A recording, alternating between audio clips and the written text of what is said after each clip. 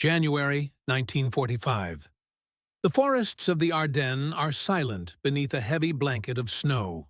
In the gray dawn, a group of German teen soldiers, faces gaunt, uniforms too large for their thin frames, shuffle through the ruins of a shattered village. Their boots are soaked, their hands numb, and their eyes betray a mixture of exhaustion and fear. They have been fighting for days, driven by orders and desperation, but now their weapons hang useless at their sides.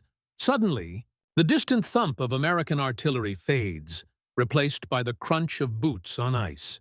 Out of the mist, a team of American medics appears, red crosses stark against their armbands. The Germans tense, bracing for the worst. Instead, the medics kneel beside them, offering blankets, steaming mugs of soup, and, almost unbelievably, bars of chocolate.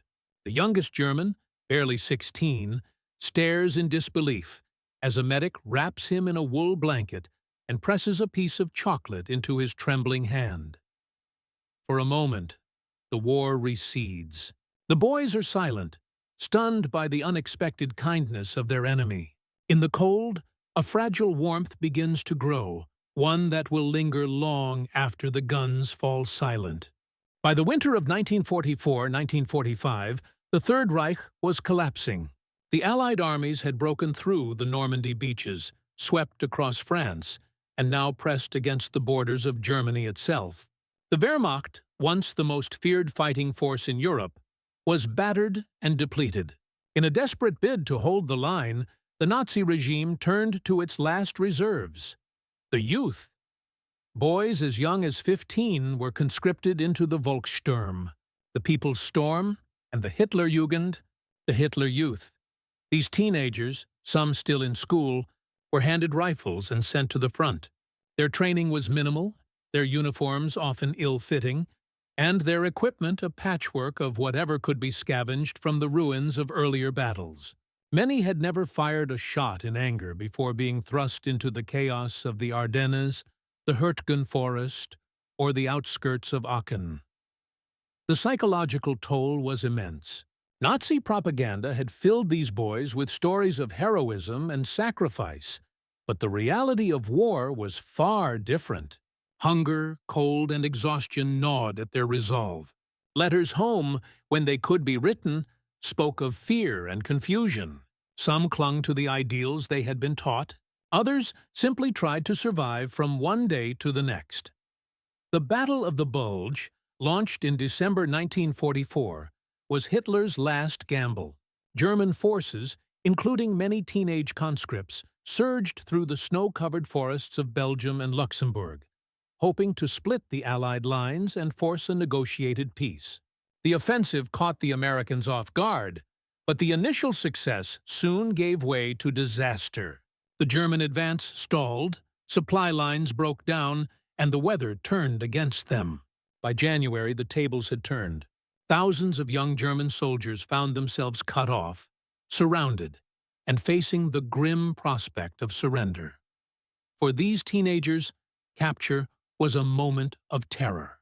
Nazi officers had warned them that the Americans would show no mercy, that surrender meant torture or death. Some tried to fight on. Others threw down their weapons and hoped for the best. The reality they encountered was both shocking and transformative. American medics, operating under the rules of the Geneva Convention, were trained to treat all wounded, friend or foe. In the chaos of the front lines, they set up aid stations in ruined churches, barns, and even roadside ditches. Their supplies were often stretched thin, but they did what they could, bandaging wounds, offering hot soup, and, when possible, sharing small comforts like chocolate or cigarettes. For the German teen soldiers, these acts of kindness were almost incomprehensible. Many had not eaten a proper meal in days. Some had never tasted chocolate before.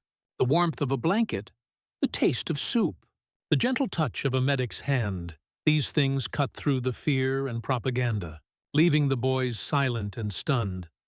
The story of American medics sharing chocolate, blankets, and warm soup with their young prisoners is not just a tale of compassion in the midst of war. It is a window into the final, desperate months of the Third Reich, and a testament to the power of small mercies to change lives, and, perhaps, the course of history itself. The American military's approach to enemy wounded was shaped by both policy and principle. The Geneva Convention of 1929, to which the United States was a signatory, required humane treatment of prisoners of war and the wounded, regardless of nationality. For the U.S. Army Medical Corps, this was not just a legal obligation, but a point of pride. Medics and doctors were trained to see the wounded as patients first, enemies second. On the Western Front, the realities of combat tested these ideals daily. The winter of 1944-1945 was among the harshest in memory. Snow and ice blanketed the forests and fields, and temperatures often plunged below freezing. American field hospitals and aid stations were overwhelmed by the sheer number of casualties, Allied and German alike. Supplies were stretched thin, and the work was relentless. Yet, in the chaos, moments of compassion persisted. When German teen soldiers were captured, the first stop was often a forward aid station. Here, American medics triaged the wounded, prioritizing those in greatest need. The sight of boys, some barely old enough to shave, shivering in oversized uniforms, their faces pinched with cold and fear, left a deep impression on the Americans. Many medics were themselves only a few years older than their patients. The shared experience of youth, hardship, and uncertainty bridged the gulf between enemy and caretaker. The logistics of care were daunting. Blankets were in short supply, but medics did their best to provide warmth. Hot soup, brewed in battered field kitchens, was ladled into tin cups and pressed into numb hands. Chocolate, a rare treat even for American troops, was sometimes shared with the youngest prisoners, a gesture that carried enormous symbolic weight. For boys who had grown up on Nazi propaganda, the kindness of the enemy was both bewildering and disarming. The first encounters were often marked by silence. German teens, conditioned to expect brutality, were stunned into wordlessness by the gentle treatment they received. Some wept quietly, overcome by relief and exhaustion. Others stared in disbelief, unable to reconcile the reality before them with the stories they had been told. American medics, for their part, worked quickly and quietly, focused on saving lives, but aware that every act of mercy was also an act of defiance against the hatred that had fueled the war. Red Cross representatives, present in many sectors, documented these scenes in reports and photographs. Their records show a consistent pattern. Young German POWs, treated with dignity and care, often became more cooperative and less fearful. The stories spread quickly, carried by word of mouth and, later, by letters home. For the American public, these accounts became a source of pride, a reminder that, even in the darkest days of war, the nation's values endured. For the German teens, the experience was transformative. The warmth of a blanket, the taste of chocolate, the kindness of a medic, these things lingered in memory long after the war ended. Some would later write of the moment as the first time they saw the enemy as human, and themselves as something more than pawns in a lost cause. The stage was set for a series of encounters that would challenge the assumptions of both sides and reveal the enduring power of compassion in the midst of conflict. For the German teen soldiers, the journey from the front lines to American captivity was a passage through fear, exhaustion, and disbelief. Many had been conscripted straight from school, their childhoods cut short by the demands of a collapsing regime. They marched into battle with slogans and songs, but the reality they faced was mud, hunger, and the constant threat of death. When the moment of surrender came, it was often sudden, a burst of gunfire, a shouted order, and then the terrifying uncertainty of what would come next. The first encounter with American medics was a shock. Conditioned by years of propaganda to expect cruelty, the boys braced for violence. Instead, they were met with gentle hands and quiet words. Blankets were wrapped around their shoulders, warm soup pressed into their hands, And, most astonishing of all, bars of chocolate offered as a gesture of kindness. For many, the taste of chocolate was a revelation, a symbol of a world beyond war. Some wept openly, others sat in stunned silence, unable to process the reversal of everything they had been taught. The emotional impact was profound. The boys, many of whom had not seen their families in months, found themselves cared for by the very people they had been told to hate. The medics, some barely older than their patients, treated wounds and offered comfort without judgment. In these moments, the boundaries between enemy and friend blurred, replaced by a shared recognition of suffering and the universal need for compassion. The humane treatment of enemy prisoners was not just a matter of principle for the U.S. military. It was also a tactical decision. American commanders understood that the way they treated captured soldiers could influence the willingness of others to surrender. News of fair treatment spread quickly, undermining enemy morale and encouraging further capitulation. For the young German conscripts, many of whom were already disillusioned, the prospect of survival and decent treatment was a powerful incentive to lay down their arms. There was also a practical intelligence value. Teen soldiers, less indoctrinated and more frightened than their older counterparts, were often more willing to talk. American interrogators, working alongside medics and Red Cross officials, gathered valuable information about German positions, supply lines, and morale. The trust built through acts of kindness, blankets, soup, chocolate, made these conversations possible. The boys, grateful for their treatment, were more likely to cooperate, providing insights that could save lives on both sides. Behind every act of mercy was a vast logistical effort. The U.S. Army Medical Corps operated a network of field hospitals, aid stations, and supply depots that stretched from the front lines to the rear.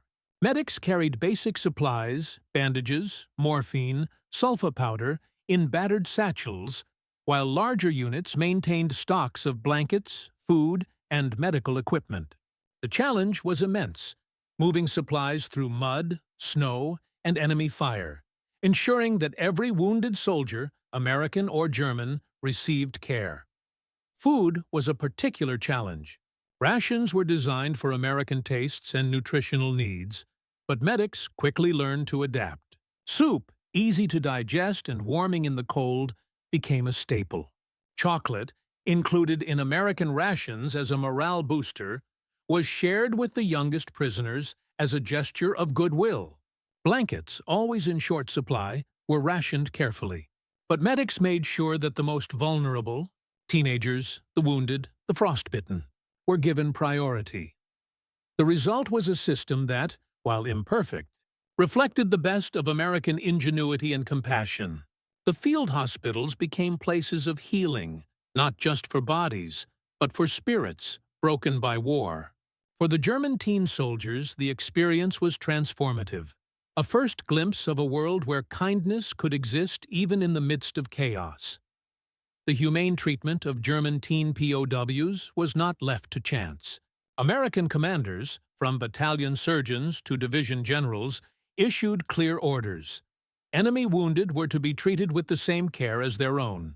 This directive was reinforced by the presence of the International Red Cross, whose representatives regularly inspected field hospitals and POW camps, ensuring compliance with the Geneva Convention.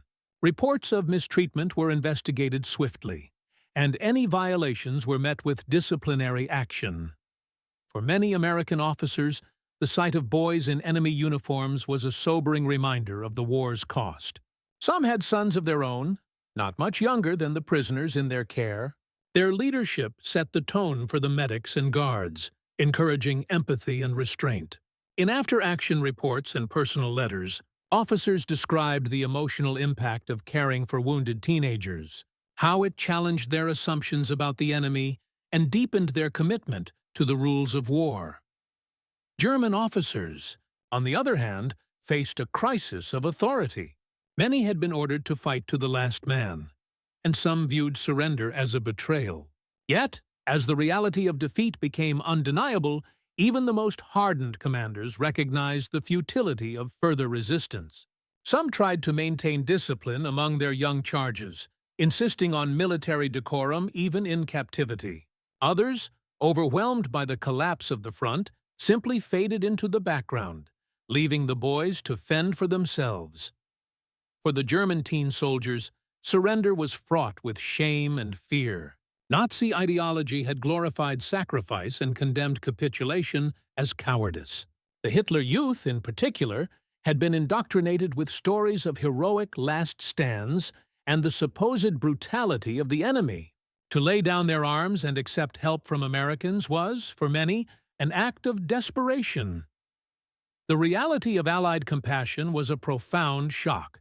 The boys, expecting violence or neglect, were instead met with warmth and care. Some struggled to reconcile this kindness with everything they had been taught. Others, relieved beyond words, embraced their new reality with gratitude. The experience forced many to question the propaganda they had believed, and to see their former enemies in a new light. The shock was not limited to the prisoners. American medics and guards, too, were changed by the encounter. The act of caring for wounded teenagers, of sharing chocolate, blankets, and soup, became a quiet act of resistance against the dehumanization of war. The treatment of German teen POWs raised complex moral questions. For American medics, the imperative to save lives was clear, but the emotional toll was real.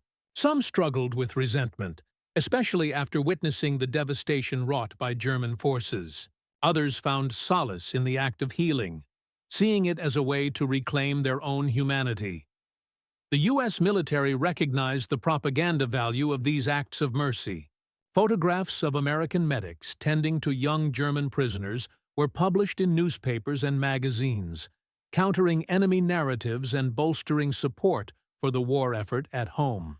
The stories of compassion became part of the larger narrative of American values, proof that, even in the midst of conflict, the nation's ideals endured. Yet, the moral dilemmas persisted. Was compassion a strategy, or a genuine response to suffering? Could acts of mercy erase the horrors of war, or were they simply moments of light in a landscape of darkness? For the German teen soldiers, the answer was both simple and profound. In the moment of greatest need, a blanket, a meal, and a gentle hand were enough to restore hope. January 1945. The Battle of the Bulge is ending, but the cold remains unbroken. In a battered Belgian village, a group of German teen soldiers, some wounded, all exhausted, are rounded up by American infantry. Their faces are pale, lips blue from the cold, eyes wide with a mixture of terror and resignation. The snow crunches underfoot as they are marched to a makeshift aid station set up in the shell of a ruined church. Inside, the air is thick with the scent of antiseptic and wood smoke. American medics move quickly, triaging the wounded, their breath visible in the frigid air. The German boys, some still clutching their rifles, are told to sit. They obey, too tired to resist, their hands shaking from more than just the cold.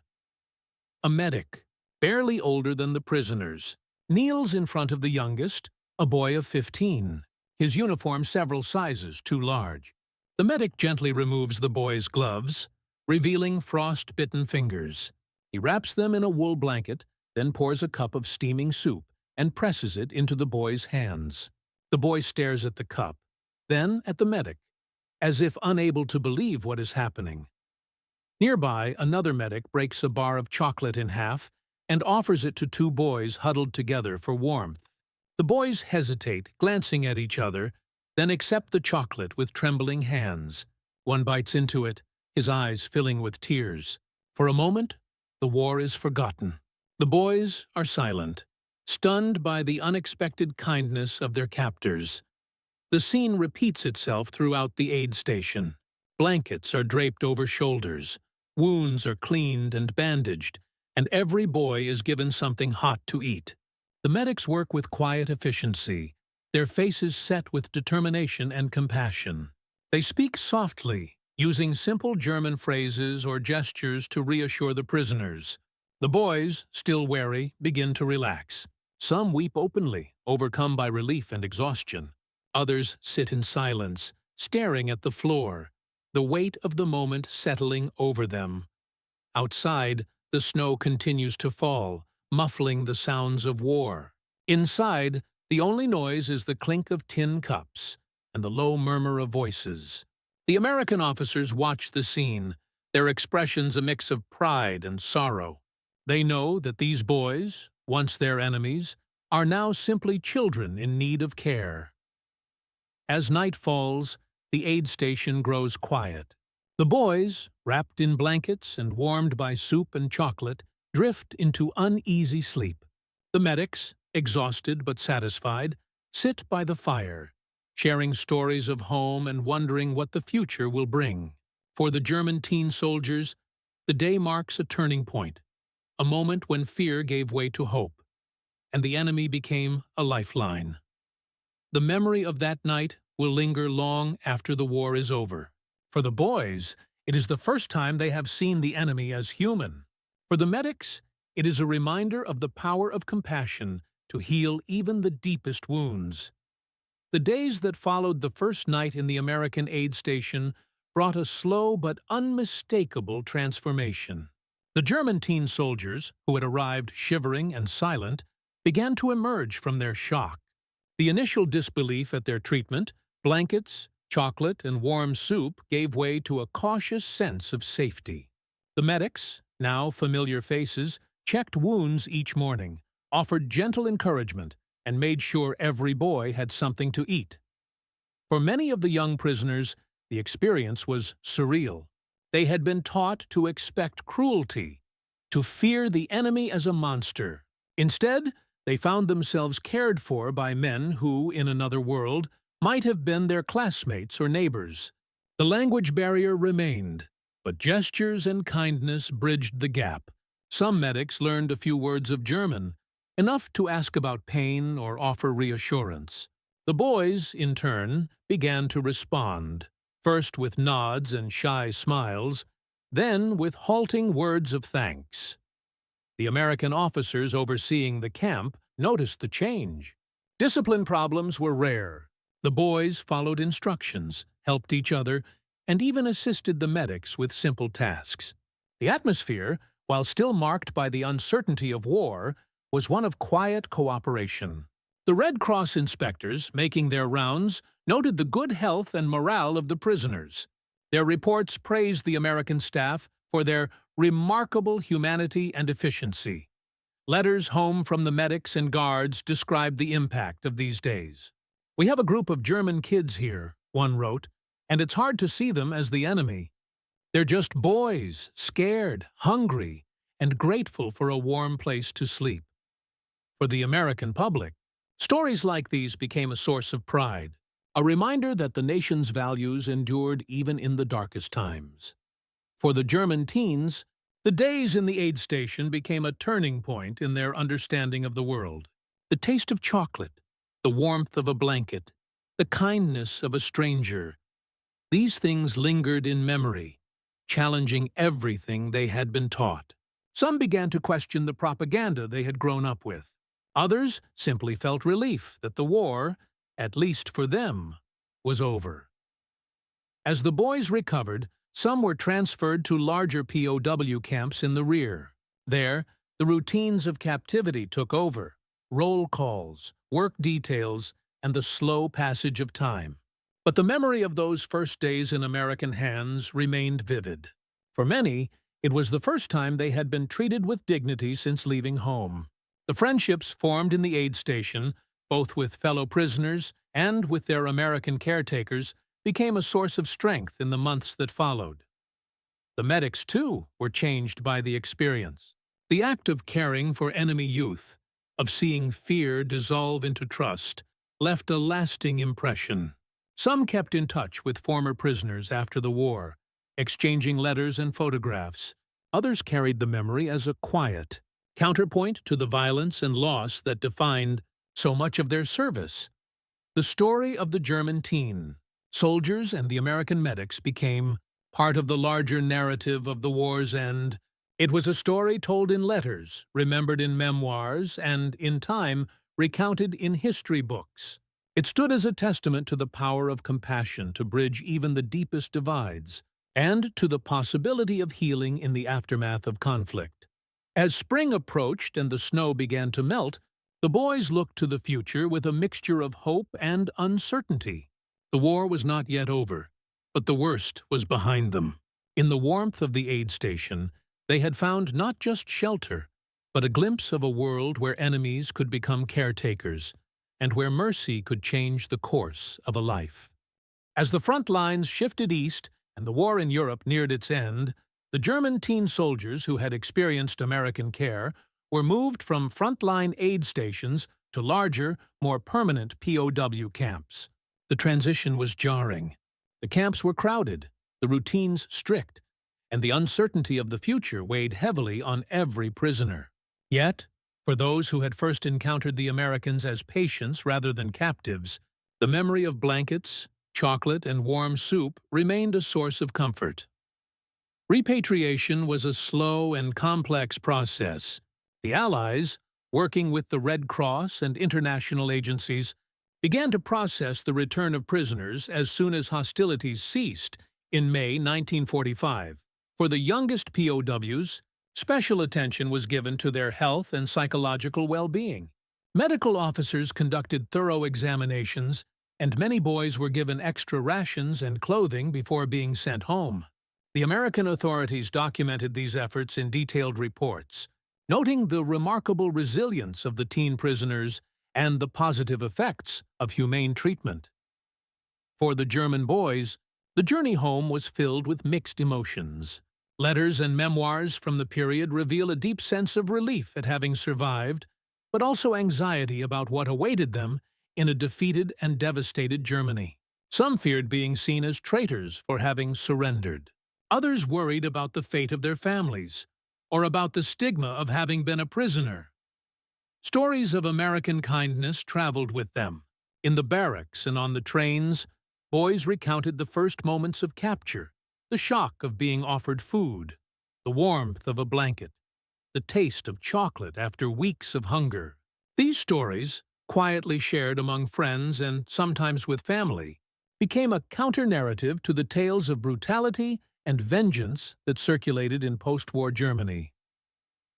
The German government, struggling to rebuild and redefine itself, was slow to acknowledge the reality of Allied compassion.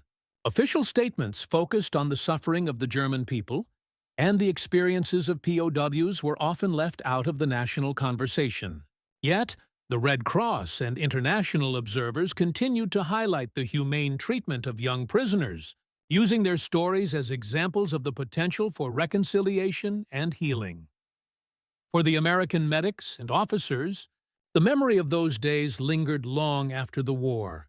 Some kept in touch with former prisoners, exchanging letters and photographs. Others simply carried the experience as a quiet testament to the power of mercy in the midst of conflict. The aftermath of war is rarely simple, but for the German teen soldiers who were stunned silent by American kindness, the journey from enemy to survivor was marked by moments of unexpected grace. In the years that followed, the memories of those first days in American hands became a quiet but enduring part of the lives of the German teen soldiers. For many, the experience was difficult to share. Post-war Germany was a nation preoccupied with survival, reconstruction, and reckoning with its own past. The stories of blankets, chocolate, and warm soup offered by the enemy did not fit easily into the larger narrative of loss and hardship. Some former POWs spoke of their experiences only in private, telling their children or grandchildren about the moment when fear gave way to relief. Others kept silent, unsure how their stories would be received in a society still struggling with the legacy of defeat and the moral ambiguities of the war. Yet, in memoirs, interviews, and rare public testimonies, the truth emerged. The acts of kindness shown by American medics had left a mark that time could not erase. Historians and psychologists would later recognize the significance of these moments. The humane treatment of young prisoners helped to break the cycle of hatred and suspicion that had fueled the conflict. For the boys who had been stunned into silence by a cup of soup or a bar of chocolate, the experience became a touchstone, a reminder that even in the darkest times, compassion was possible. The legacy of these encounters also influenced the broader relationship between Germany and the United States. As the two nations moved from enemies to allies in the decades after the war, the quiet stories of mercy and care became part of the foundation for reconciliation. Former POWs who later visited America, or who corresponded with their wartime caretakers, often cited those early acts of kindness as the first seeds of trust in a new era. The Red Cross and other humanitarian organizations continued to document and share these stories, using them as examples of the enduring value of the Geneva Convention and the importance of upholding the principles of humanity in war. The photographs and letters preserved in archives stand as a testament to the power of small mercies to change lives, and, in some cases, to change history. For the German teen soldiers, the memory of that winter remained vivid. The taste of chocolate, the warmth of a blanket, the gentle hand of a medic. These things became symbols of survival, hope, and the possibility of forgiveness. In a world forever changed by war, they were reminders that the line between enemy and friend is never as clear as it seems. History often remembers war for its violence, its destruction, and the suffering it inflicts on millions. Yet, within the chaos and cruelty, there are moments that quietly defy the logic of conflict, moments when compassion crosses enemy lines and changes the course of lives. The story of German teen soldiers, stunned silent as American medics shared chocolate, blankets, and warm soup, is one such moment. For the boys who survived the winter of 1945, the memory of that unexpected kindness became a touchstone in the years that followed. It was a reminder that even in the darkest hours, humanity could endure. The taste of chocolate, the warmth of a blanket, the gentle reassurance of a medic. These were not just comforts, but lifelines. They offered proof that the enemy was not always a monster, and that mercy could exist even in the heart of war. For the American medics, the act of caring for wounded teenagers was more than a duty. It was a quiet assertion of values, a refusal to let hatred define their actions. In the simple rituals of healing, bandaging wounds, sharing food, offering warmth, they reclaimed a sense of purpose and dignity that war so often threatened to erase. The legacy of these encounters endures in the stories passed down through families, in the letters and photographs preserved in archives, and in the evolving relationship between former enemies. They remind us that the true measure of a nation, or an individual, is not found only in victory or defeat, but in the choices made when faced with the suffering of others. In the end, the story of chocolate, blankets, and warm soup is a testament to the enduring power of small mercies. It is a call to remember that, even in the most bitter conflicts, the seeds of peace are sown in acts of unexpected kindness.